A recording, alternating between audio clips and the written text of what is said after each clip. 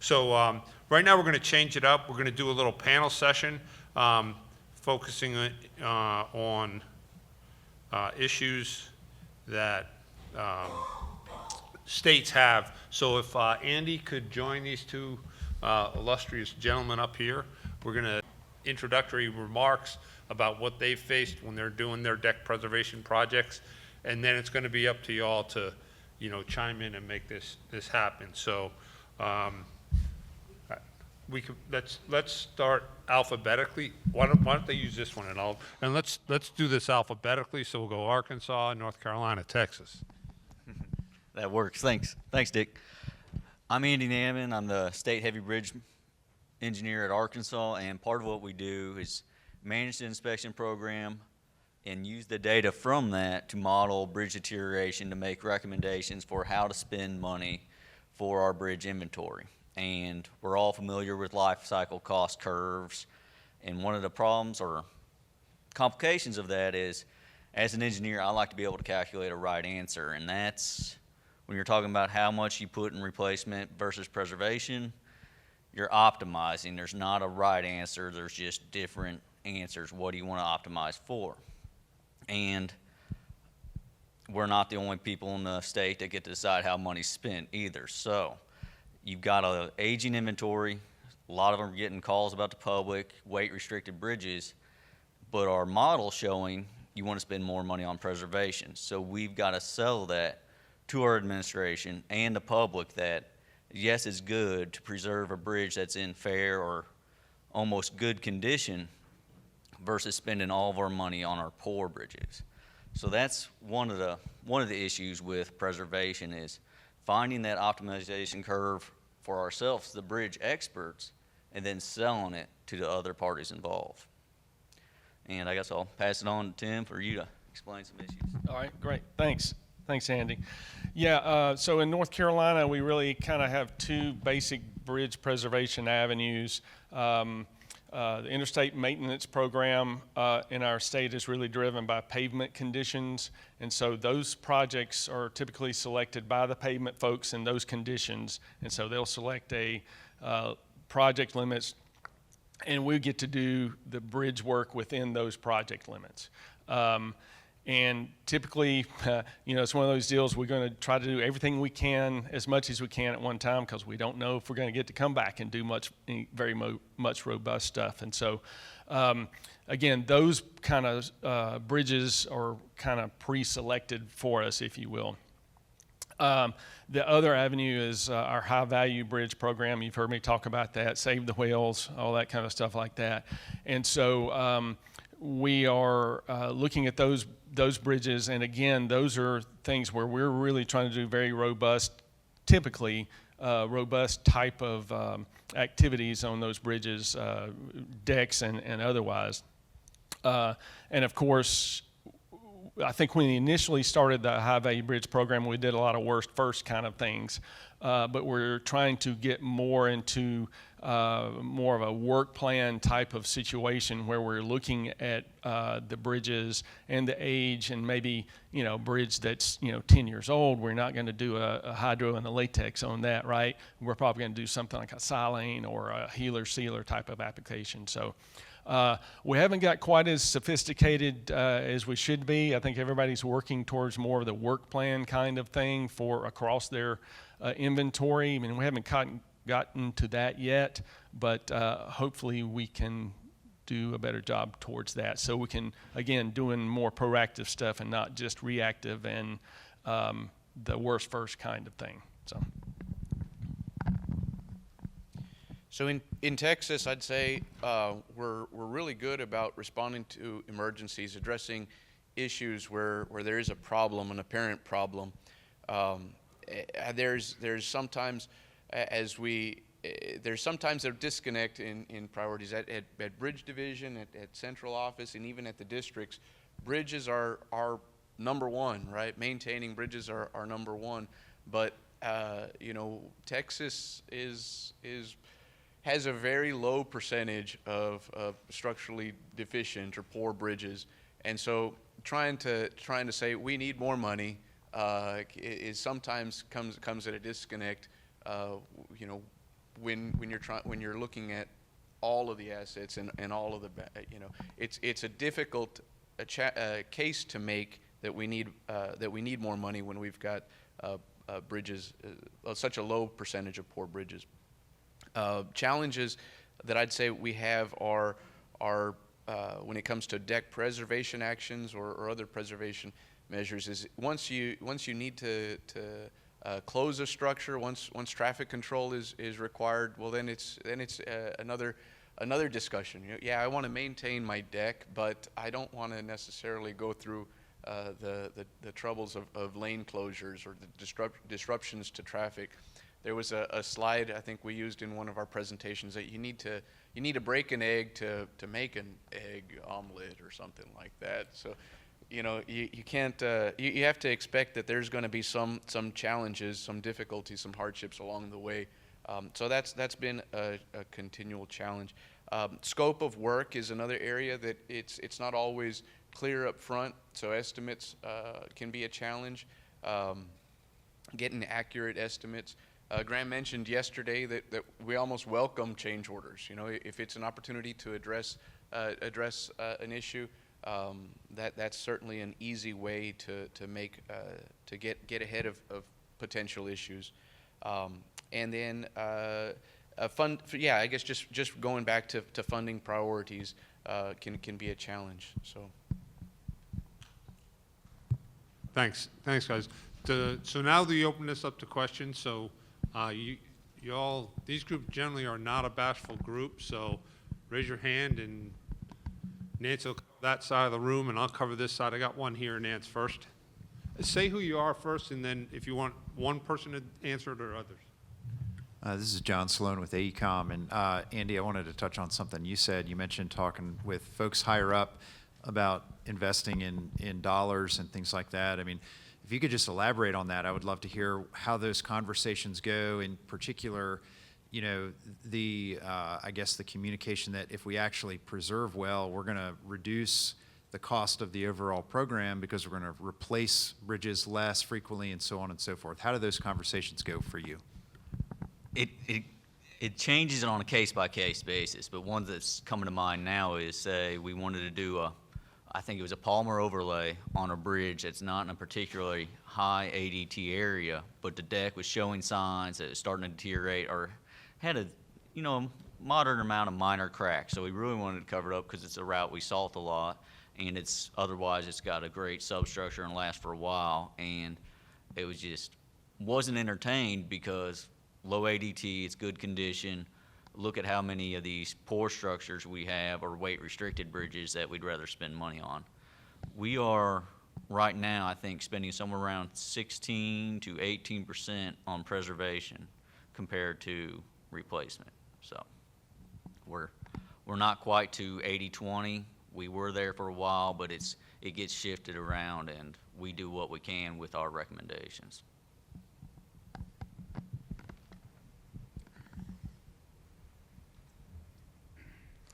Hey Tim, this is Robbie from Georgia. Okay.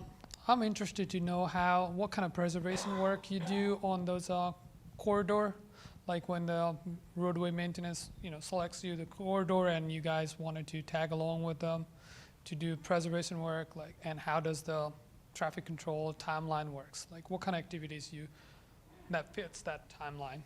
Sure, no, that's a good question, and that's often sometimes a difficult balance in choreography that you have to do there.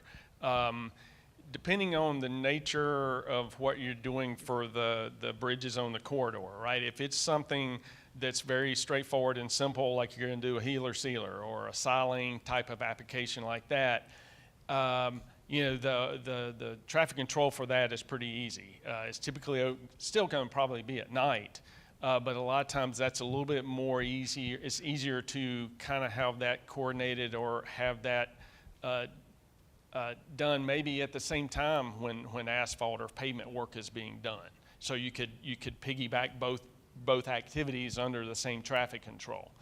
The difficulty when you start getting to something more robust, like you need to do a mill and a polymer concrete overlay, or a mill and hydro and a latex overlay, obviously that's going to take a longer time to do the work, and especially in an overnight kind of situation, it could be sometimes a little bit more a different type of traffic control necessity. If you could go down the ramp and back up, you could close the whole bridge, that'd make it easier. But again, a lot of times those kinds of more robust activities are kind of difficult to coordinate with the pavement work. So again, sort of depending on the nature of the project, the nature of the bridge work, we've done it both ways. We've done it both ways where you'd have a general contractor that bids everything, and then you have subs that do the individual work. But oftentimes, if it's a more complicated thing with the bridges, we've separated out the bridge work. And so you let it under two different, like maybe it's an A contract and a B contract. And so it's kind of a decision by our the division personnel typically drive those projects, and they kind of make the decision about whether they want to let them separately or not, and how well they want to try to coordinate those two together. I don't know if I answered your question close enough or not, but. That was pretty good, because like we struggle, because a lot of those pavement projects are pretty quick, like a couple days, and well, I think the only thing we can squeeze in is polymer overlay, maybe polymer overlay and joint replacement, versus like LMC overlay or anything that would require more time. Right. And maybe we can't do the same activities almost around the same time as pavement. Yeah, well, and I like it myself. I like separating them out, or even if they're not separated, if they're under the same project, if they will have the bridge work done first, and then have the pavement, whatever they're doing with the pavement, brought up to the bridge. Yeah, and I try to make those recommendations. That they don't always listen to me for some reason. I don't know why, but anyway, that's typically what we do. I thought the goal was to reduce the amount of traffic impact like to the public, and that's what we're trying to figure out. Like, Sure. Let's just do what we can do while the road closure is in place. Well, and sometimes either through funding or because of the division's discomfort with the traffic control issues, sometimes we do have to scale back the scope of work that we want to do on the bridges because of that. That may not be the best long-term type of thing. We try to stress that as well, but sometimes that's just where we're sort of limited. So. Have any other? I'm just going to add a little to that, because Arkansas does a similar deal where when I said 16% to preservation, that's what the money we get to decide. But if a bridge falls within the limits of a pavement job, oftentimes for just consistency, they want some surface work done to that bridge as well, and we'll make a recommendation, and then they usually try to let a statewide job for hydro demolition, LMC, or polymer overlays with those recommendations 1 year, and the next year they'll do all the roadway work. So traffic impacts might not be as big of an issue in Arkansas. It's more of a consistency that they don't do a bunch of roadway work and then have a bad bridge stack. So. And to tie to that last thing, you always have to remember, as Ed Welch said, a bridge is to a road as a diamond is to a ring, right? It's the diamond in the road. So. Any other questions? Oh, Robbie's got another one? I just wanted to let Take that somebody mic else, away from that guy, if you will guys you? have it. Something that keeps me wondering, like I know we don't like asphalt overlay on our bridge deck, okay? If the bridge already has asphalt overlay, 3-inch thick or 4-inch thick, and you're getting a request saying, hey, we want to remove 1.5 inches and put back 1.5 inches, and we know we really don't want to have asphalt overlay, and I have not come across a better alternative to remove everything and put LMC overlay or something, because those would be very costly. Do you guys do something so that way the water does not get into the deck, or the asphalt doesn't work like a sponge? And then I'd say in Texas we discourage asphalt overlays altogether. because when when asphalt is applied on a bridge deck, it's usually just a continuation of a resurfacing or an asphalt overlay on an existing roadway. So the membrane and kind of the sealing of the deck is not necessarily consistent with what should be done for asphalt on a bridge deck, as, let's say in Texas. Yeah, some bridges in a pavement job will have asphalt overlay, and we've tried it in the past, and sometimes it works out all right, and sometimes it becomes expensive to go ahead and make a recommendation based off of what we know from the underside of the deck, whether we think this is something we should preserve or not. We'll ask them to remove the asphalt if the approach roadways can handle being lowered in grade. If not, we've had them remove it and put down a polymer overlay or healer sealer just to put something down before they put asphalt back down, but that can be cost prohibitive because you don't know what you'll get into when you take the asphalt off. If you pull the asphalt off and you got to do a bunch of concrete repairs and things like that that a contractor's not really prepared for, it gets expensive fast. I can actually add to that, Robbie. Did a peer exchange for Federal Highway in the middle of that, and there are a bunch of states in the Northeast that do asphalt overlays with a membrane. So we can talk about that. And Nebraska is a big proponent of that as well, membrane and overlays. But what we found out, the majority of the states treat membrane and asphalt on a bridge deck as an end-of-life treatment, in terms of what you're doing to your deck. The deck's going to have to be replaced, so we're just trying to Band-Aid it through till we can get it scheduled into the programming cycle to let the deck be replaced. It's kind of an end-of-life treatment. It's not meant to do that, but there are states in the Northeast that are doing it. So, And that was going to be my question, is the other states that are represented here, does anyone in this area, do you do asphalt overlays with membranes as, no, okay. It does seem. Yep. Yeah, the Northeast Canada, and where else? Tennessee does do it. And that's a typical treatment. You put a membrane down and you put asphalt over it. But you're not going to put asphalt down unless you have a membrane. So that's interesting, and you've had good luck with that. Okay. No? Yes? Okay. I was just going to say, in North Carolina, the typical, bridge deck, we don't want asphalt on it. We do put asphalt wearing surface on our cord slab bridges, adjacent cord slabs, and box beams and that kind of thing. During the initial construction, we have not typically put down a membrane, but along with my buddy Nick back there, he's a big proponent. So now if we're going in and we're doing a resurfacing or some kind of rehab project on those bridges, we are trying to put a membrane down before we replace the wearing surface there. So any other questions? I did have one quick question for all three of you.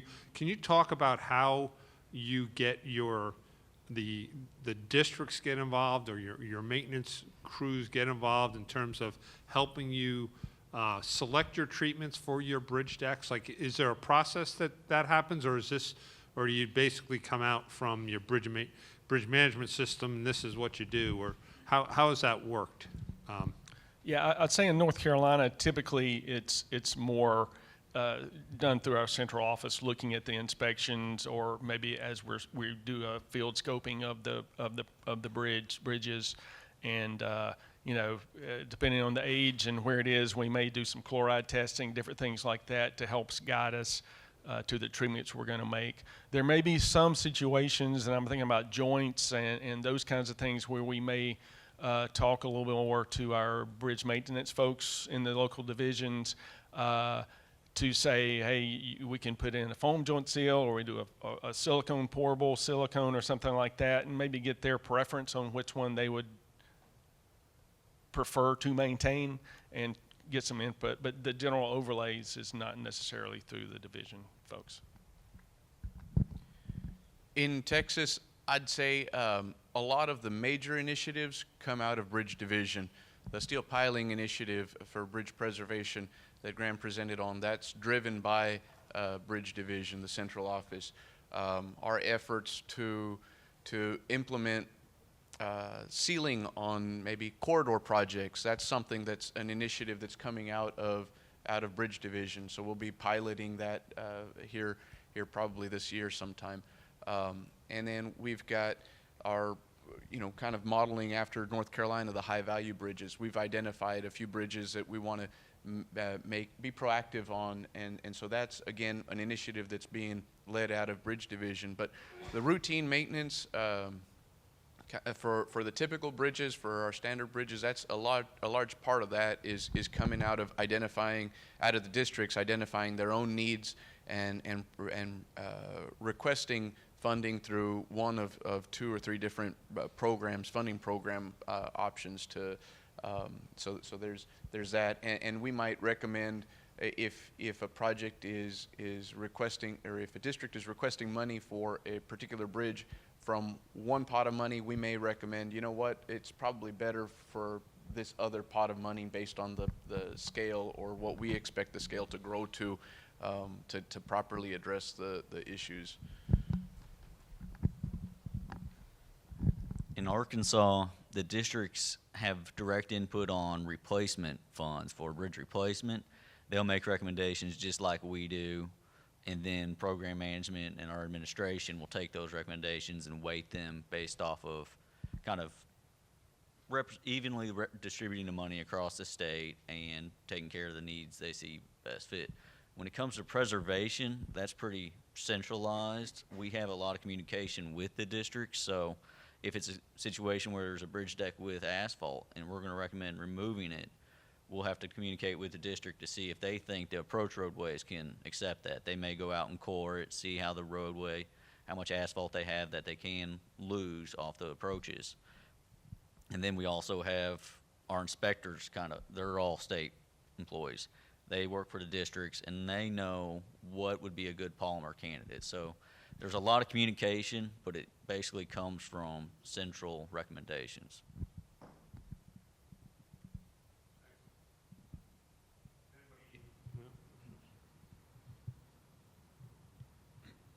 I guess I'm technologically challenged with these things as well.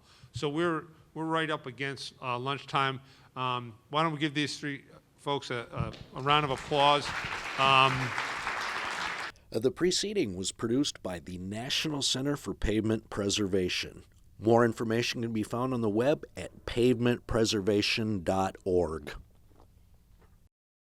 Additional support provided by Michigan State University.